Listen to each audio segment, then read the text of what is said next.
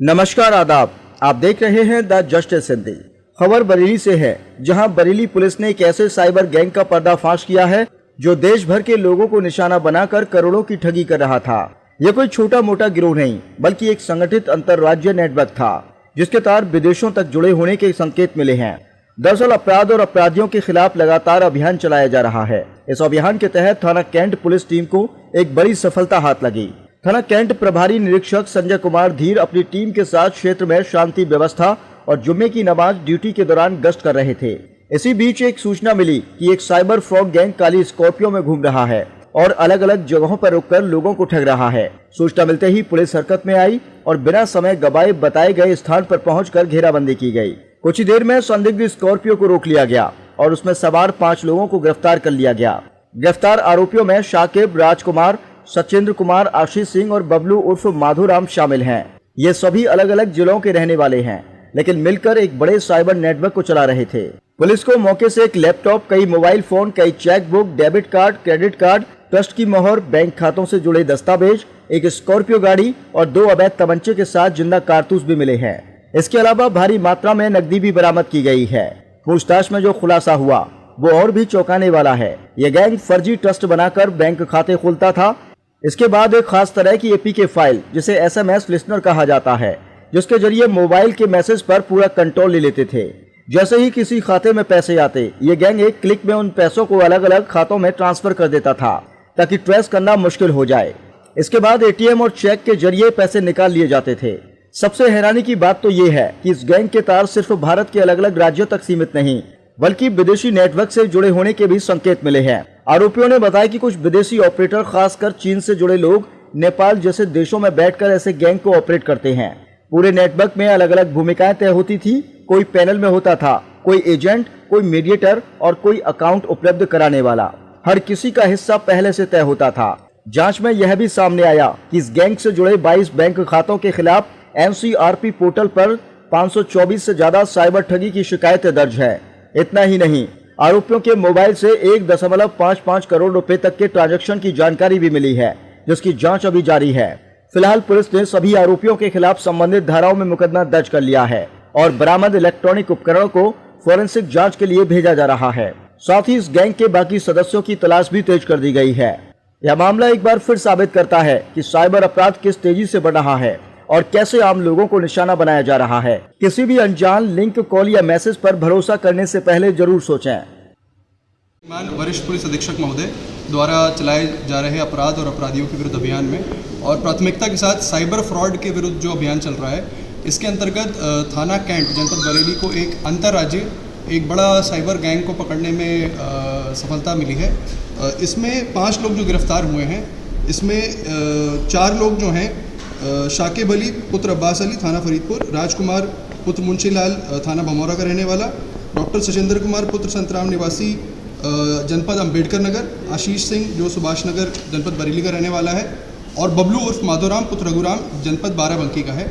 ये पांचों एक गैंग के रूप में कई साइबर फ्रॉड द्वारा किए गए जो अर्जित इनके पास धनराशि है, इनको विभिन्न खातों में ट्रांसफ़र करके बेनिफिशियरी अकाउंट्स ऐड करके इनको कैश के द्वारा ATM और अन्य माध्यमों से निकाला जा रहा था। अगर इनके मोडस ऑपरेंडी की बात करें तो इसमें 4 लेवल्स इन्होंने बना रखे थे, जिसमें पहला लेवल जो था वो एक ऑपरेटर का होता है। ऑपरेटर वो होता है जो फ्रॉड करता है और जिसके पास एक बड़ी धनराशि रहती है। दूसरे लेवल पे ये जो मीडिएटर के तौर पे काम करते हैं, जिसमें से हमारे द्वारा पकड़े गए लोगों में से 3 ऐसे थे जो मीडिएटर का काम करते थे। मीडिएटर का काम होता था कि फर्जी बैंक खाते खुलवाना और खासकर ऐसे बैंक खाते जिनमें बड़ी धनराशि, जो कॉर्पोरेट अकाउंट के तौर पे जैसे ट्रस्ट या NGO का अकाउंट, जिनमें बड़ी धनराशि डाली जा सके, और फिर कुछ बेनिफिशियरी अकाउंट्स जो मॉडरेटर के पास होते थे उसके अकाउंट से लिंक होते थे, ये बेनिफिशियरी अकाउंट में ये पैसे ट्रांसफ़र कर दिए जाते थे। इसमें जो विशेष चीज़ बताने वाली है वो ये है कि इनके द्वारा एक APK का इस्तेमाल किया जाता था, जिसका नाम है SMS लिसनर। इसका क्या फ़ायदा होता था कि मॉडरेटर का जो बैंक अकाउंट था उसके फ़ोन पे उसके नंबर से इस APK को डाउनलोड करके इंस्टॉल किया जाता था, जिसके माध्यम से बहुत ही कम समय में जो फ्रॉड के पैसे इनके अकाउंट में आते थे वो मल्टीपल बेनिफिशियरी अकाउंट में पहुंच जाते थे। जब पुलिस टीम द्वारा इन्हें गिरफ्तार किया गया, ये अपनी एक गाड़ी में बैठकर ऐसे ही एक साइबर फ्रॉड को अंजाम देने में की कोशिश कर रहे थे और इसी दौरान इनके कब्जे से काफ़ी चीज़ें बरामद हुई हैं, जिसमें कि एक लैपटॉप जो चालू अवस्था में था जिस पर ये साइबर फ्रॉड कर रहे थे, जिसमें मॉडरेटर का बैंक अकाउंट खुला हुआ था और वो बेनिफिशियरी अकाउंट लिंक किए जा रहे थे।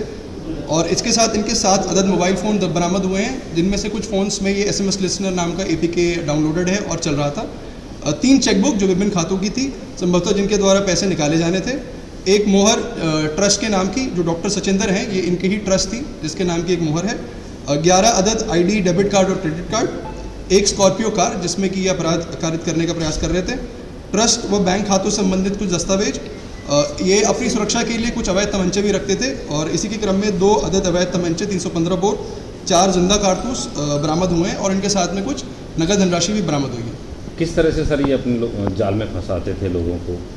देखिए, इनके द्वारा विभिन्न तरीके के साइबर फ्रॉड किए जा रहे थे, जैसे कि जो हमने अभी तक पूछताछ में और इनके फ़ोन्स के एनालिसिस से पता लगा है, ये साइबर अरेस्ट के भी कुछ केसेस हैं। जैसे कि इनके द्वारा एक अकाउंट से लगभग 1.55 करोड़ की धनराशि थी साइबर अरेस्ट की, जो मॉडरेटर के अकाउंट में आई थी और वो फिर विभिन्न बेनिफिशियरी अकाउंट्स में गई थी। जब इन बेनिफिशियरी अकाउंट जो लगभग 22 हैं संख्या में, जब इनकी हमने NCRP पोर्टल और समन्वय पोर्टल पे जानकारी की, तो इनके खिलाफ अभी इन अकाउंट्स जो मेरे सामने आए हैं उनमें 524 ऐसी शिकायतें थी जो ऑलरेडी बेनिफिशियरी अकाउंट के खिलाफ दर्ज थी।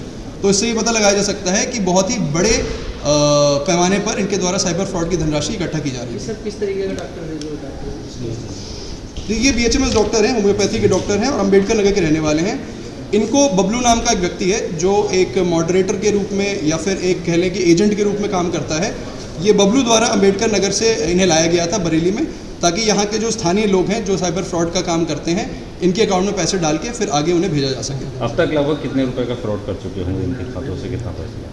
देखिए, अगर अभी हम ट्रांजैक्शंस की बात करें तो अभी इसके एनालिसिस चल रहा है। साइबर सेल की टीम, इसके साथ साथ FSL की टीम जो इसके फ़ोन्स में जितने भी डेटा हैं उनको रिट्रीव करेंगे।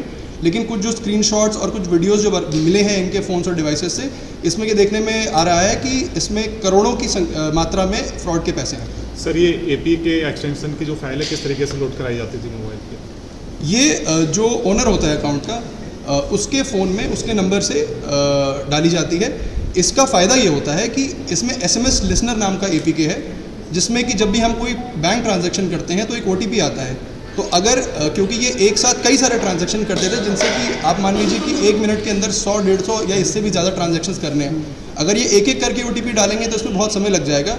तो इस अपराध को और आसान बनाने के लिए इन्होंने इस SMS लिसनर का प्रयोग किया था, जिससे कि अपने आप ही जो सिस्टम है वो सारे OTPs फेच कर लेता था और बहुत ही कम समय में बहुत नंबर के ट्रांजैक्शंस में हो जाते थे। इस गिरोह के सरगना और भी लोग होंगे क्या, या यही है सिर्फ इसमें? जी, पूछताछ में अभी कुछ नाम सामने आए हैं और इनकी गिरफ्तारी का प्रयास किया जा रहा है।